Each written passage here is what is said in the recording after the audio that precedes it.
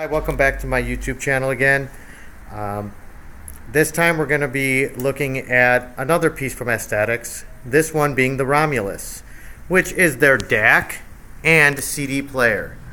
Mick suggested here at Quintessence to follow it up since we have just done one video on the Asthetix preamp. Why not follow it up with the DAC and transport? In any case, here we are. Just powered it up. Again, display will give you different display settings. Input, obviously, you got USB, CD, AES, RCA, which would be the coax input, and I believe that would be Toslink. Not 100% sure. If I press eject over here, we'll switch automatically over to the CD. It actually goes through a little process there, and then here we go. We open up the drawer. The drawer will be closed. Pressing the eject button one more time. Let's see. There we go. Typical standard buttons: stop, pause, play, eject, scan. Interesting thing is you do have a mute button, which is not seen on most CD players. Coming around to the side over here, the construction looks pretty much the same as all the Asthetix, which that will tell you it's high quality, have nice thick aluminum sides. What's interesting is this is also the signature edition, which is one step up from their standard. And once I open up the inside over here, you will see there are some differences. Over here we have our digital inputs, RS-232N trigger, and we have our analog outputs over here. What's very interesting is on the USB here, you have a class 1 and class 2. Now, I've also been told that when you do upgrade to the signature, it is compatible with everything in the DSD domain also, and not just limited to PCM. Now, if you haven't watched my video on some of the other products by Asthetix, you would not know that this lid over here is held on by industrial Velcro. I have loosened it so to make it easier for filming of the video. I will show you that in one moment.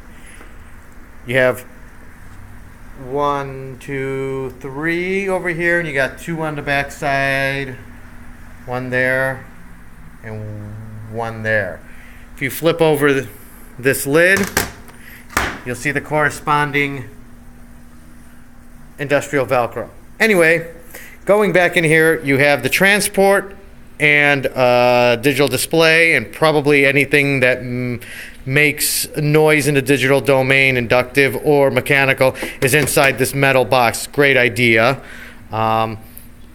Very interesting also is the AC side is in this little tunnel that goes from back here. So your AC input is separated from your analog section, and your digital section on this side is separated with a wall too. Very interesting to keep, as we all know, digital side tends to be very noisy and have issues with transferring inductive noise over to the analog side. Once again, this is a CD player that is a tube CD player. 6922s, and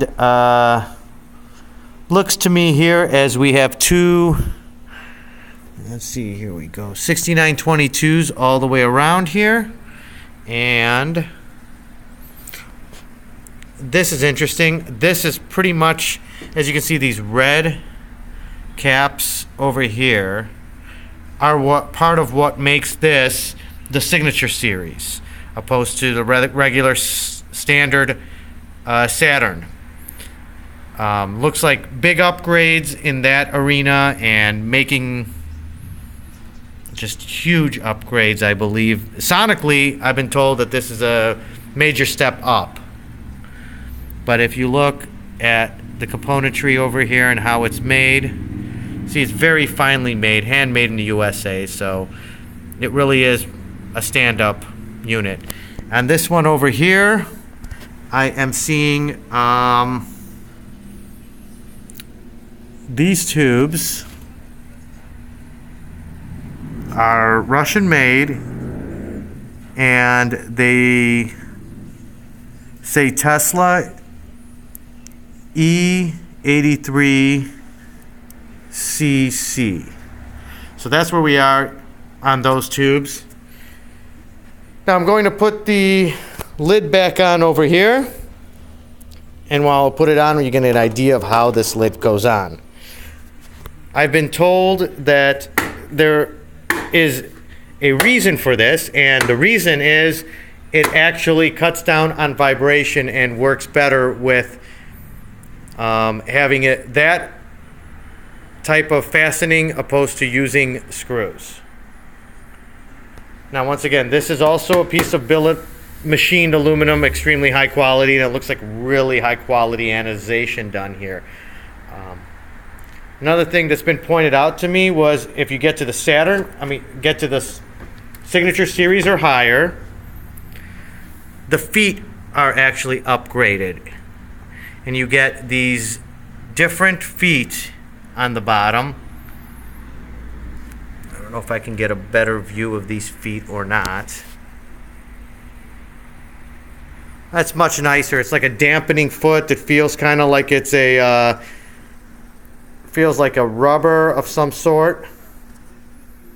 So that's something that was not on the lower model one. And once again, thank you very much to Mick and Quintessence Audio for allowing me the opportunity to make these videos for you on YouTube over here. And the fact that, you know, I am able to, with Mick's help, to open up some of these units and give everybody a chance to look inside units that they may not be able to look at or even inside in any other method but to watch my videos on YouTube. And once again, thank you very much. Please like my videos, comment below if you'd like, and please thumbs up to the video if you like it. If you don't, feedback's always great, and subscribe and wait for my next video to pop up. Thank you very much.